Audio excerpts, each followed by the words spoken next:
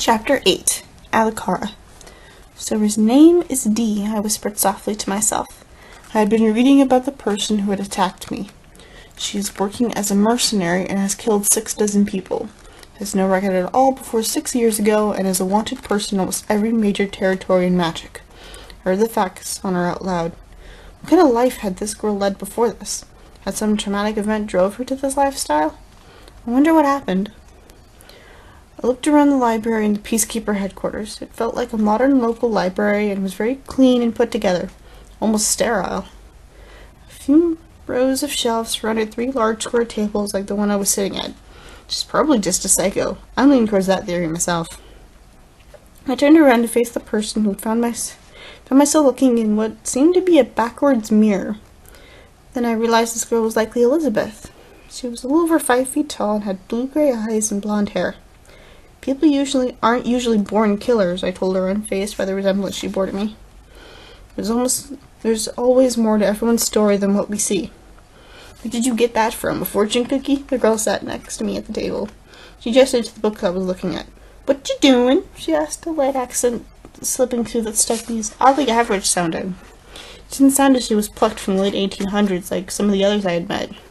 But instead from modern times. This girl seemed like she was just an average teenager. Just like I had been. Nothing interesting. I smiled slightly and held out my hand. Alikara. Elizabeth. She returned the smile and we shook hands. My eyes widened at the confirmation. I hadn't been expecting to run Elizabeth here at the Peacekeeper headquarters. Hey, are you okay? Elizabeth asked. Yeah, I felt the urge to ask outright if she was who I thought she was. This is going to sound weird, but are you that Alikara? Elizabeth asked tentatively.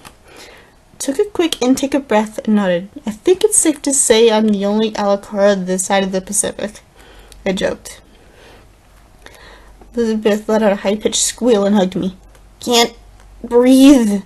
Or hear anymore, for that matter. Sorry, she let go. It's just, I've known about you since I was a little girl, and to finally meet my twin sister is just... She let out another squeal. It's fine. I continued to smile, but I was also starting to get a little nervous. What if I didn't live up to Elizabeth's expectations? Man, so you survived running with the infamous Shadow Wolf and lived to tell the tale. That is rare. Elizabeth sounded impressed. So was she as tough as the rumors say?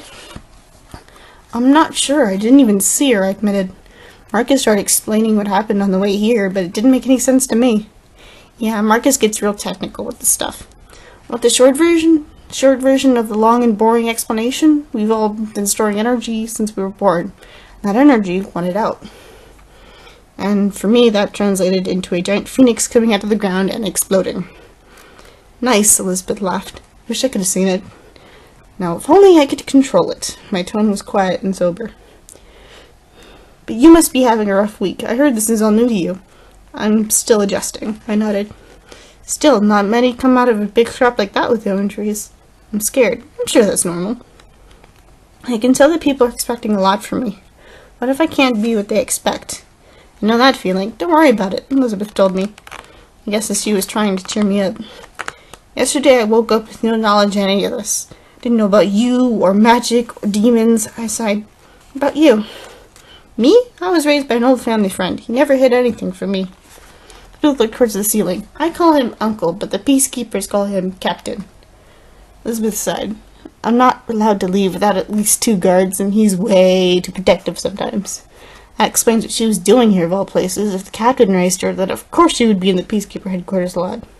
I can imagine. And added, Jeremy was a bit much sometimes.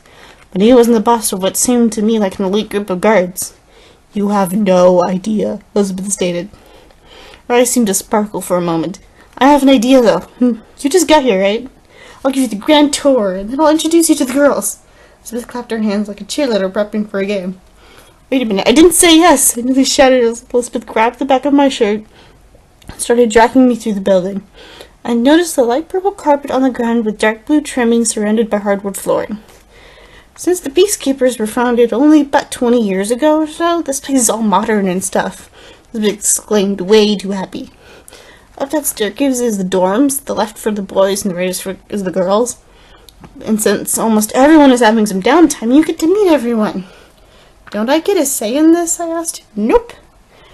Elizabeth announced cheerfully, popping the Come on, it'll be fun. Besides, you're gonna be one of us, right? You might as well be friends. I haven't made that decision yet, I tried to explain.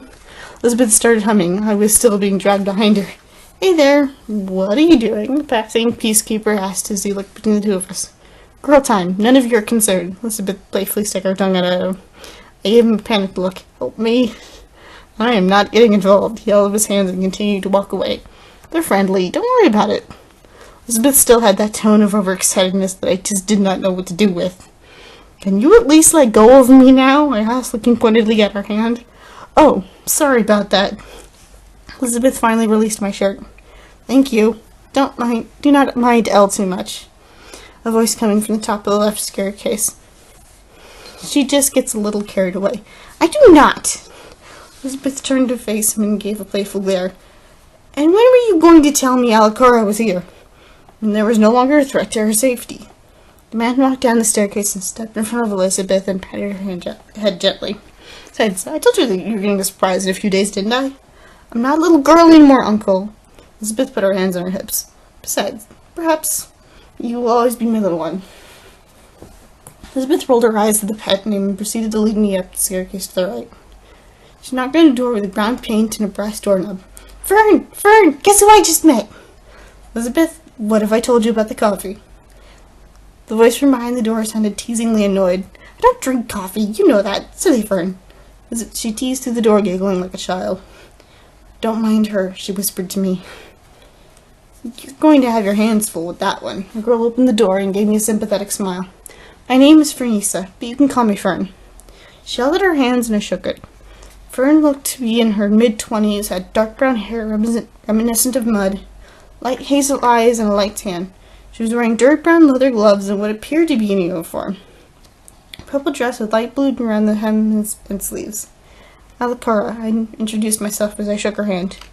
Marcus's charge, right? Fern asked. Yeah. I heard you had a run-in this afternoon with a shadow wolf. So what happened? Not much. I guess I lost control or something. I didn't really see anything. Elizabeth, Soren wants to talk to you about something. What does he want now? Elizabeth grumbled to herself. Catch you later. She waved as she walked away. You looked like you needed a break from her. Fern pointed to a chair in the corner of the room. Sit down. She seemed friendly enough. I sat in the chair and she sat across from me in her bed. I'm not good with hyper people, I admitted. Few are. The girl can be adorable at times, but I know she can be a bit too much for people who first meet her. She shrugged. So you're pretending to be one of us tomorrow. You heard about that? I asked. Everyone has heard about that. Fern laughed. I think it'll help narrow down the suspect list and maybe clear the council lords, I told her. You've thought this through, Fern noted. Dad's not exactly happy with the idea, but we'll see how things play out. I began to think, but before I could speak, Fern added, I think you're a lot stronger than you think you are. I think people are expecting a lot from me because of things I can't control. I looked at my hands inside. Last thing I wanted was to disappoint people. But I would be unable to help if they expected too much from me. I wasn't talking about magic. You seem so calm, Fern explained. I've seen people yelling for days at half the discoveries you've made these past few days. If you say so, I mumbled. I just want this over. I don't want anyone close to me getting hurt. A picture of my family injured ran through my head and made me shiver. What are you going to do afterwards? Life will never be the same for you. People are already talking about your fight with Dee, Fern inquired. They are? How could people be talking about a fight that had just happened? Yes, Fern rolled her eyes. Dee is a formidable foe. Highly intelligent, quick on her feet, and ruthless. Besides, in this world, news spreads faster than you think. You've fought her? I asked. Once. I barely scratched her. The dog she summoned nearly tore me apart. Would have if I hadn't used a transportation spell at the last second, Fern recalled. Even then, she slashed me open with those blades made of pure darkness. No wonder people are talking then, I thought out loud. She sounds terrifying. I knew I wouldn't have stood a chance if I had fought her for real. I doubt she will allow you to walk away next time you fight. Next time? I asked, alarmed. She is known for being vicious. It would not surprise me if she seeks revenge, especially if you injured her. Great. Sarcasm in my voice was palpable. One more thing after me. If the demons decide that you are not worth the trouble, they will leave you alone, Fern explained. Their kind is all about profit. So you're saying, what, if I injure a few, the rest might back off? Precisely, Fern nodded.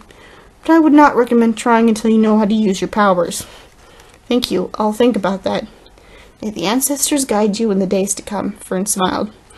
The way she said it reminded me of the way people talk about religious figures. Chapter 9. There you are, I have been looking for you, Marcus explained as I began to walk down the ornate staircase, my fingers lingering on the dark handrail. Sorry, I gave him an apologetic smile. I got kidnapped by Elizabeth. I see, Marcus nodded. And what did you think of your sister? Energetic, I summarized. I'm sure I wasn't sure what I thought of her. As nice as she had seemed, I knew people could be deceiving. The captain keeps a constant eye on her. She rarely meets new people, and one of her greatest wishes has always been to meet her long-lost twin. However, something tells me she was not expecting you. She met me at the base of the stairs, and we began to walk, our paces matching perfectly. 2 days ago, I didn't have a sister, so I had no real expectations, I explained truthfully. She does have an almost childlike quality that's kinda cute. You say so, Marcus rolled his eyes. Anyway, I just had a talk with the captain, and due to certain circumstances, I will not be there with you at the meeting on Sunday. However, I am in charge of training you. Training me? For what? Just so no one is accidentally offended, Marcus explained. If someone suspects something, it could end disastrously. Can't I just stand in the corner and not speak at all? That was the original plan. Somehow the Dark Lords know about your sudden arrival. Marcus explained. Fantastic. First, a possibly unstable mercenary who might be later out for revenge shows up, and now this. Threw my arms up in the air in exasperation as I spoke. A lot of people have been waiting with bated breath for you, Elizabeth. Marcus placed a hand on my shoulder. There are rumors from before you two were born that are still told. Why me? I thought out loud. Of all the people in the world, why me? Only the ancestors know. I took a deep breath. A long and deep breath. What will I need to know? No doubt you'll be addressed directly, in which case you should reply with a short answer and a slight bow, Marcus explained. That only applies for the Dark Lords. The Council of Light, look them in the eye when they speak to you. He paused for a moment, searching through his mind. As for being a peacekeeper, only step in during a fight when it's clear the situation requires it. I'm going to have to be all proper about this, aren't I? It would help. I sighed as images of women in corsets and dresses began to fill my mind. This is going to be interesting. I opened my eyes and stretched. Sunday morning. Still in a sleepy daze, I noticed the walls in the room were the wrong color. Then I remembered. I was in the girls' dorm at the Peacekeeper headquarters. Today I would be at a meeting of the leaders of the Kingdom of Light and the Dark Territories. Fudge. The old habit slipped from my tongue as I placed my head in my hands. Even though I'd spent the day before with Marcus learning all about the cultures of the two countries, I was terrified. Did not that I had no idea where my family was, or even if they were okay. The door opened loudly and Elizabeth popped her head in. Good morning, sister! Good morning. Well, I was definitely awake now. I got out of bed and turned to my sister. I'll be downstairs in a few. I was glad the dorm room had a connected bathroom. Privacy was always something I cherished. The warm water helped calm my mind, but the butterflies wouldn't leave. The trek down the ornate staircase put me on edge. Good morning, Phoenix. Fern teased, but I asked as I realized she was talking to me. Here. Fern handed me a newspaper. There's a pot of herbal tea brewed if you want some, she gestured to the corner by the breakfast bar. Oh boy. Return to the ancient powers of Phoenix among us. I sighed. Great, now the whole world of magic knows I'm here. There is no way I'm going back to my old life now. Seriously? Elizabeth asked. She placed a hand on my shoulder on the paper. Nice. Elizabeth, this isn't good. I was exasperated. What if someone reads this and decides that I might be a nice challenge? Don't worry so much, sis. Elizabeth rolled her eyes. Today is the big day. Don't remind me. I was happier not thinking about what I was about to do. Come on, it's not like they're gonna be like, rawr, killer, in the middle of the meeting. Don't jinx it, I pleaded. Whatever happens today, when it's all said and done, I'm going back to my old life. Why in the world would you want to do that? Fern asked, turning back towards us. As amazing as this place is, I do not belong here. Everyone seems nice and all, but I know no matter how hard I try, I won't fit in here. Been there, done that. Besides, I can't just abandon everything I've ever known just like that. I snapped my fingers to emphasize the point. But you come back and visit every now and then, right? And Elizabeth didn't hide how upset she was. I'll try, I told Elizabeth, as I gave her a small hug. Leave in 10, Alucard. You should get ready, the captain announced as he passed by. I nodded my head in understanding. I climbed back up the stairs and into the room I'd woken up in.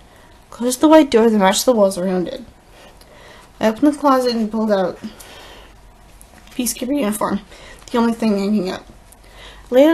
I laid it out on the bed to examine it. I touched the cloth of the long-sleeved velvet shirt and noticed how soft it was. The bottom half was a long skirt made of the same color. There were also 2 parts made of metal. From what I could tell, it was mostly decorative, but they were a gray metal chest piece, and outside of the gloves that covered the top of the hand and first section of the fingers. I looked at myself in a large mirror, and although I knew it was me, it was like looking at a new person. The girl in the mirror seemed to stand tall, whereas my nature was normally to shrink back. She looked like she was the newest in the line of protectors, ready to do what she believed is right. And she was me. I sighed and shook my head, reminding myself that this was all temporary. It suits you. I nearly jumped out of my skin. Stop doing that! You'll give me a heart attack. I wanted to wish you good luck, Margaret said with a smirk. Thank you, I smiled at him. Captain says you should be going. Marcus offered his hand. I knew he was offering to teleport me to where I was going. No thanks. Mia said quickly, I'd really rather not. I had no desire to throw up before one of the most stressful events of my life. Suit yourself, he shrugged. Just as quickly as he had arrived, he was gone. I shook my head as I walked out of the room. I stood at the top of the stairs and looked down at the cabin of the peacekeepers. He nodded in confirmation. Peacekeepers, it seemed, were the first to enter into a meeting. As far as I heard, this meeting was about trivial things, such as land disputes and shipments coming too close to one country or another. Fascinating as I found the culture, I had to remember that I was there to observe the reactions to my presence. I wasn't really afraid at first, but the fear started to set in when they walked in. They were the Dark Lords, 7 tall and intimidating figures, all with identical black robes that seemed to hide any and all individuality. One paused for a second in front of me and decided to sit in the corner farthest from me. Another stood directly in front of me and removed his hood, revealing short black hair and dark eyes that seemed to pierce my soul. Marcus had showed me pictures of all the Dark Lords and Light Council members. Lord Veros, I gave a small, respectful bow. Show humility, Marcus had told me. Most prefer to feel superior to all around them. Not quite what I was expecting from a phoenix, Veros narrowed his eyes. I gulped nervously, but before I could respond, a voice from the back corner of the room commanded, "Leave her be, Veros." The voice was deep, with an accent mostly foreign to me, but it also felt familiar, as if I heard it before but couldn't quite place it. Lord Beaumont, I mean no disrespect, but enough, Veros. Beaumont clearly was in charge. His voice seemed to petrify Veros and send a cold chill down his spine. It didn't help that I knew Beaumont was the one who pulled these strings. Out of the two, Beaumont was definitely the more dangerous one. Of course, Veros shot me an icy glare and nodded at Beaumont. Sat in the last available seat on the left side of the table.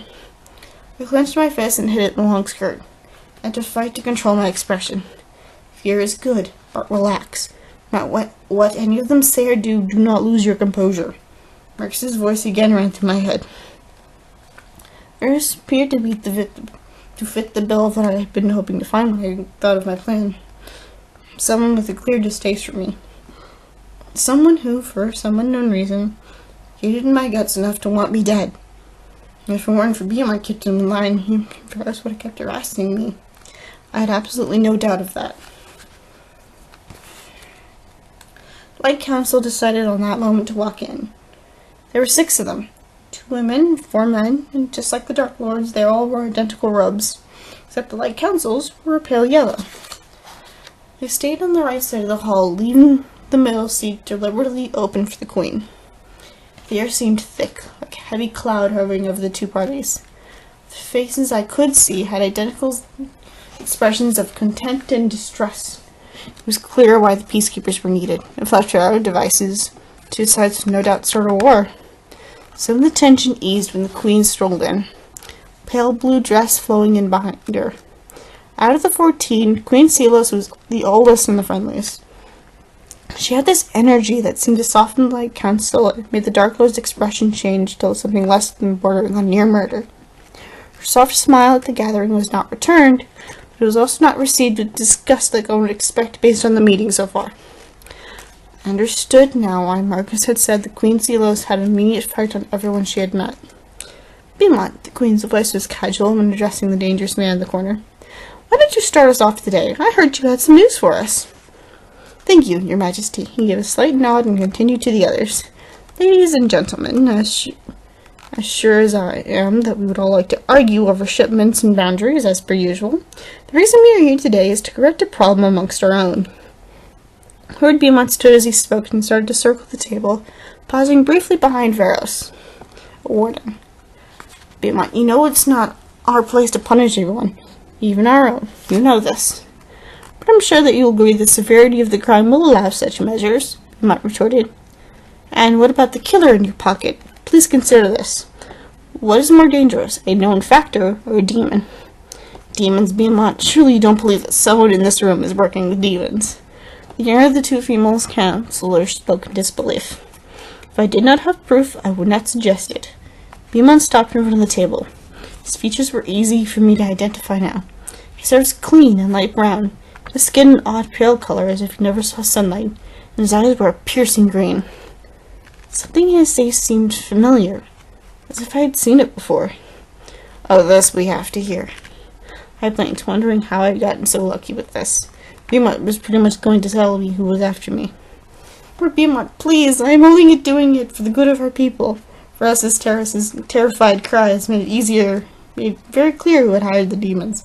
Hiring demons to kill someone who does not do anything to our kind is not good for our people, you spineless coward. Beaumont bellowed from across the room. The ancestors made her a phoenix. She can and will cause another war. Veros shouted, pointing at me. Helen, take Veros outside. Beaumont and the other lords can decide what to do with him. He is one of theirs, after all. Queen Celos ordered a peacekeeper. Her voice was stiff and firm. Her demeanor had undergone a complete change. Beaumont, is that all for the day, or are there a few more things you'd like to add? In 7 months' time, I will announce my heir. I hope some of you will be there to witness. Beaumont told the remaining 13 at the table and sat back down in his chair. In the northern parts, I tried to follow what was happening, but the rest of the meeting was about a menagerie of things. I assumed this was typical for them. Even though one of them was arrested, there was almost no change in the atmosphere when Celos first walked in. Soon, though, the meeting was over and the politicians had left. I was walking outside when I heard Dark Lord Beaumont call to me. Phoenix, do you have a moment? Yes, Lord Beaumont, I answered politely. I know that you encountered the day before yesterday, and I wanted you to be sure that I did not send her. So when passed her instructions and tricked her into believing they were from me, I doubt she will bother you again. Thank you for telling me, Lord Beaumont. I bowed with my fist covering my hurt. He more relieved in that second than I had in a long time. That was all. He dismissed me passively. I went out of the room and took a deep breath. My hands were shaking as if I had just stepped off stage. Seriously? Elizabeth asked in her surprise. She had nearly spilled water all over me. Not that he would confront you. I've never heard about him talking to any peacekeepers before. Ever. Thinks our organization is pointless, Marcus added. But then how did he know where I was? You said it yourself. Only a peacekeeper would know where that place is, I pointed out to Marcus. Just because no one told her doesn't mean she does not know she could find you. Dee is an amazing tracker. She can, and has, tricked people who have left the country with only a scrap of paper they had touched. It is very likely she's picked up your scent and followed us. Is that what they call her, the Shadow Wolf? Elizabeth asked, her innocence coloring her voice. No, there are two reasons for that alias. One is because her main spell summons a pack of wolves into pure darkness, and the other is her guardian wolf. Marcus leaned back on the wall and sighed. For now, though, I don't see any reason to worry about her coming after you, Alucard. Am I going back to school tomorrow? I asked. Yes, no one wants to raise any suspicions. You will go home, and then you're coming right back here until we can stop the demons. Alright, one last thing. Marcus, is my family safe wherever they are? Yes, he nodded. I can assure you that not a single one of them is hurt. Thank you. I smiled at him softly for everything.